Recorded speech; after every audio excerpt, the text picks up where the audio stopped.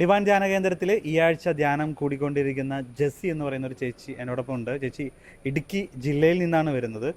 വലിയൊരു രോഗസൗഖ്യം നമ്മളുമായി പങ്കുവയ്ക്കാനാണ് വന്നിരിക്കുന്നത്. ചേച്ചിയുടെ കയ്യിൽ അതിന് വലിയ തെളിവൊക്കെ ഉണ്ട്. ഒരു 2 ബെൽറ്റ് ആയിട്ട് ഈ ധ്യാനത്തിൽ ഞായറാഴ്ച കയറി വന്ന ചേച്ചിയാണ്. ഇന്ന് ആ ഒരു ബെൽറ്റ് ഊരിയിട്ടാണ് എന്തായാലും നമ്മുടെ മുമ്പിൽ ഈ ഒരു സാക്ഷ്യം പറയാൻ നിൽക്കുന്നത്. എന്താണ് ആ ചേച്ചിക്ക് ലഭിച്ച സാക്ഷ്യം എന്ന് നമുക്ക് ചേച്ചിയിൽ നിന്ന് തന്നെ നമുക്ക് കേൾക്കാം. പിന്നെ ഞായറാഴ്ചയാണ് ഞാനിവിടെ ധ്യാനത്തിന് വന്നത്. അപ്പം 2012 മുതൽ എനിക്ക് നടുവിന് വേദന ഉണ്ടായിരുന്നു. ഞാൻ തൊടുപുഴയിൽ ജോർജ് ഡോക്ടറിൻ്റെ ചികിത്സയിലായിരുന്നു. അപ്പം വേദന ശക്തമായി, നടുവിൻ്റെ വേദന ഞാൻ കുറഞ്ഞിട്ട് ഇത് കാലിലേക്ക് ബാധിച്ചു. കാലിൻ്റെ മുട്ടിനാണ് വേദന കൂടിയത്. അപ്പം ലാസ്റ്റ് ആയപ്പോഴത്തേക്കും ഡോക്ടർ പറഞ്ഞത് തേയ്മാനമാണ്, ഓപ്പറേഷൻ ചെയ്യാതെ ഇനി വേറെ ഒരു മാർക്കും ഇല്ല, മുട്ട് മാറ്റി വെക്കണമെന്ന് തന്നെ പറഞ്ഞു. അപ്പോൾ എനിക്ക് ഭയങ്കര വിഷമമായി. ഞാൻ ഒത്തിരി പ്രാർത്ഥിക്കും, ഈശോയുടെ അടുത്ത് ഞാൻ ഒത്തിരി പ്രാർത്ഥിക്കും. അപ്പോൾ ഈയിടെ ആശുപത്രി ചെന്നപ്പോഴും ഡോക്ടർ പറഞ്ഞു ഇനി ഒരു ഓപ്ഷനും ഇല്ല, മുട്ട് മാറ്റിവെക്കൽ മാത്രം, ശസ്ത്രക്രിയ മാത്രമേ നടപടിയുള്ളൂ എന്ന് പറഞ്ഞു. അപ്പോൾ ഞാനിപ്പോൾ തൽക്കാലം വേദനയ്ക്കുള്ള മരുന്ന് തരാമെന്ന് ഞാൻ പറഞ്ഞു. ഓപ്പറേഷനെ പറ്റി ഞാൻ ചിന്തിക്കുന്നില്ലെന്ന് പറഞ്ഞു. അപ്പോൾ ഡോക്ടർ ചോദിച്ചു അതെന്നെ അങ്ങനെ ചിന്തിക്കാത്ത. ഞാൻ പറഞ്ഞു എനിക്ക് പറ്റത്തില്ല, ഓപ്പറേഷൻ ഞാൻ ചിന്തിക്കുന്നില്ല, ഇപ്പോൾ എനിക്ക് വേദനയുടെ മരുന്ന് തന്നാൽ മതി, ഞാൻ പൊക്കോളാന്ന് പറഞ്ഞു. ഞാൻ വേദനയുടെ മരുന്ന് മേടിച്ച് വീട്ടിൽ വന്നപ്പോൾ മുതൽ ഞാൻ എൻ്റെ ഹസ്ബൻഡിനോടും പിള്ളേരോടും പറഞ്ഞു ഞാൻ ഒരു ധ്യാനത്തിന് പോവുക, അവിടെ വെച്ച് എനിക്ക് വിശ്വാസൗഖ്യം തരും, നല്ല വിശ്വാസമുണ്ട് എനിക്ക് എന്ന് ഞാൻ പറഞ്ഞു. പിള്ളേരും ഹസ്ബൻഡും പറഞ്ഞു പൊക്കോളാൻ പറഞ്ഞു. അങ്ങനെ മുട്ട് ഇത് ഊരരുതെന്നാണ് എന്നോട് പറഞ്ഞിരുന്നത് ഡോക്ടർ. അപ്പം ഞാൻ ഇത് എടുത്തിട്ടപ്പോൾ ഞാൻ പറഞ്ഞു, അവിടെ നിന്ന് ഞാൻ ഇട്ടപ്പോൾ ഞാൻ പറഞ്ഞു ഈശോയെ ഈ ബെൽറ്റ് ഇട്ട് തിരിച്ച് ഞാൻ ഈ വീട്ടിൽ വരാമെന്ന് ഞാൻ അനുവദിക്കരുത് എന്ന് പറഞ്ഞാൽ ഞാൻ ഇവിടെ വരുന്നത്. ഇവിടെയൊക്കെ വരുമ്പോൾ എനിക്ക് ശക്തമായ വേദന, കാല് നിലത്ത് കൂത്താൻ പറ്റുന്നില്ല. അപ്പം ഞാൻ ഇവിടെ വന്നിരുന്ന് കരഞ്ഞ് ഈശോയുടെ അടുത്ത് പ്രാർത്ഥിച്ചു. അപ്പം ഞാൻ ഞായറാഴ്ചയാണ് ഇവിടെ വന്നത്. തിങ്കളാഴ്ച ഇവിടെ പ്രാർത്ഥന കഴിഞ്ഞുകൊണ്ടിരുന്നു ഉച്ച സമയത്ത്. അപ്പോൾ എൻ്റെ ചെവിയിൽ ഇങ്ങനെ ആരോ പറയുക ഈ ബെൽറ്റ് ഊര്. അപ്പോൾ ഞാൻ ഓർത്തു ഈ ബെൽറ്റ് ഊരി എനിക്ക് നടക്കുമ്പോൾ വല്ല പ്രശ്നം ഉണ്ടാവുമോ, എന്നാണേലും വേണ്ടില്ല. ഉച്ചയായപ്പോൾ എൻ്റെ കൂട്ടത്തിൽ 2 ചേച്ചിമാർ വന്നിട്ടുണ്ട് കൂട്ട്. അപ്പോൾ ഞാൻ പറഞ്ഞു കഴിഞ്ഞപ്പോൾ ചേച്ചി പറഞ്ഞു എടി നീ പോയി ബെൽറ്റ് ഊരിക്കോ, അവരോട് തുറന്ന് തരാൻ പറയാൻ പറഞ്ഞു. ഞാൻ മേളിൽ ചെന്ന് ബെൽറ്റ് ഊരി കഴിഞ്ഞപ്പോൾ കാലിന് നല്ല നീരുണ്ട്. ബെൽറ്റ് ഊരി കഴിഞ്ഞിട്ട് എണീറ്റ് കഴിഞ്ഞപ്പോൾ എനിക്കൊരു പേടിയുണ്ടായിരുന്നു. പക്ഷേ ഞാൻ ഉറച്ച് വിശ്വസിച്ചു ഇവിടെ ഇരിക്കുന്ന ഡോക്ടറുകളും വലിയതല്ലല്ലോ വേറെ ഒരു ഡോക്ടറും. അപ്പോൾ ഇതെനിക്ക് എൻ്റെ ഈശോ സൗഖ്യം തരും എന്നുള്ള രീതിയിൽ ഞാൻ ഈ ബെൽറ്റ് ഊരി മടക്കി കെട്ടി അവിടെ വെച്ച് കഴിഞ്ഞപ്പോൾ എൻ്റെ മനസ്സ് പറയുക ഇവിടെ വെക്കേണ്ട, അത് എടുത്തോ എന്ന് പറയും. അപ്പം ഞാൻ അത് എടുത്തുകൊണ്ട് പോരുക. എന്നിട്ട് ഞാൻ ഇവിടെ കൊണ്ടുവന്ന് കൂട്ടിൽ വെച്ചിട്ട് ഞാൻ അവിടെ കസേരയിൽ നിന്ന് ധ്യാനം കൂടുക. അപ്പോൾ ചൊവ്വാഴ്ച വൈകിട്ടത്തെ ബ്രദറിൻ്റെ ആരാധനയിൽ പറഞ്ഞു ഇങ്ങനെ മുട്ടുവേദന, മുട്ട് തേയ്മാനം ഉള്ളവരൊക്കെ എണീറ്റോ, അവരുടെയൊക്കെ രോഗം കർത്താവ് സൗഖ്യം കൊടുക്കുന്നുണ്ടെന്ന് പറഞ്ഞു. അപ്പോൾ ഞാൻ പൊട്ടിക്കരഞ്ഞ് ഞാൻ പ്രാർത്ഥിച്ചുകൊണ്ടിരിക്കുക. അപ്പോൾ ഞാൻ എൻ്റെ മനസ്സിലങ്ങ് വിശ്വസിച്ചു അത് ഒന്ന് ഞാനാണ്, 3 പേർക്ക് സൗഖ്യമെന്നാണ് ബ്രദർ വിളിച്ചു പറഞ്ഞത്. അപ്പോൾ അതിലൊന്ന് ഞാനാണ്. ഉറച്ച് ഞാൻ വിശ്വസിച്ചു കരഞ്ഞുകൊണ്ട് ഓടി ഇവിടെ വന്ന് അൾത്താരയുടെ ഫ്രണ്ടിൽ വന്ന് നിൽക്കാൻ പറഞ്ഞു. ഞാൻ അൾത്താരയുടെ ഫ്രണ്ടിൽ വന്ന് നിന്നു. അപ്പം ഈ ബെൽറ്റ് അന്നേരം ഞാൻ ഓടിച്ചെന്ന് ഈ കൂട്ടി ചെന്ന് എടുത്തുകൊണ്ട് പോന്നിട്ട് ഞാൻ ആ ഫ്രണ്ടിൽ വന്ന് ഈ ബെൽറ്റ് കൈ പിടിച്ചുകൊണ്ട് നിൽക്കുക.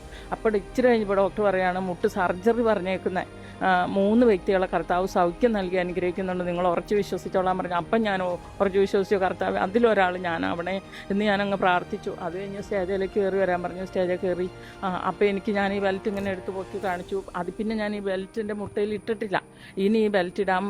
അപ്പോൾ ഇന്നലെ രാത്രിയൊക്കെ എനിക്ക് വലിയ പ്രശ്നമൊന്നും ഇല്ലായിരുന്നു കാലിന്. എനിക്ക് രാത്രി കിടക്കാൻ പറ്റുന്നില്ല, ഒരു മുട്ട് നിവർത്താൻ പറ്റുന്നില്ല.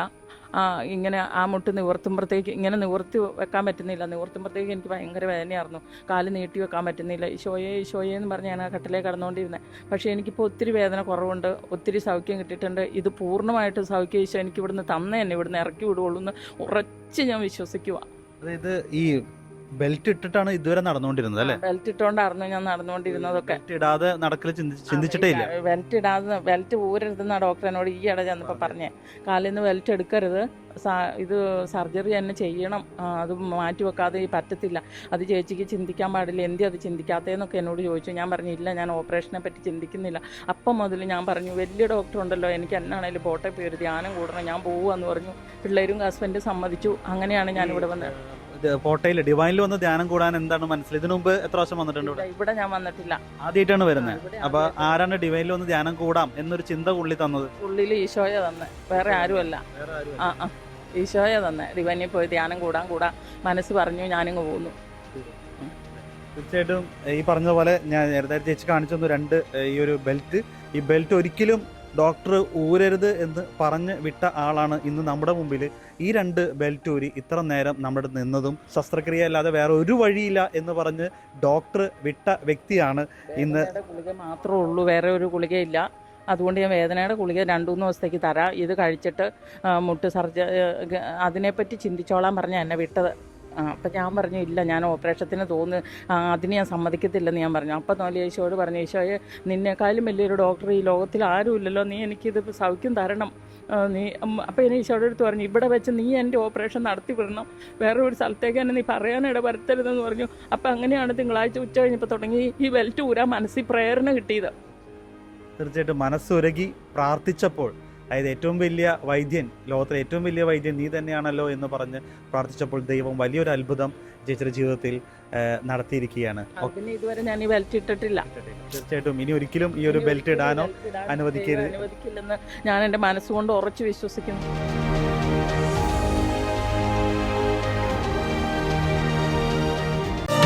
അടയാളങ്ങളാൽ വഴി നടത്തും നാഥ, അത്ഭുതങ്ങളാൽ രോഗങ്ങൾ മാറ്റും നാഥ, ഡിവൈൻ തിരുസന്നിധിയിൽ സാക്ഷ്യമേകാൻ നിൻ കൃപ പാടുന്നു ഞങ്ങൾ സദാ.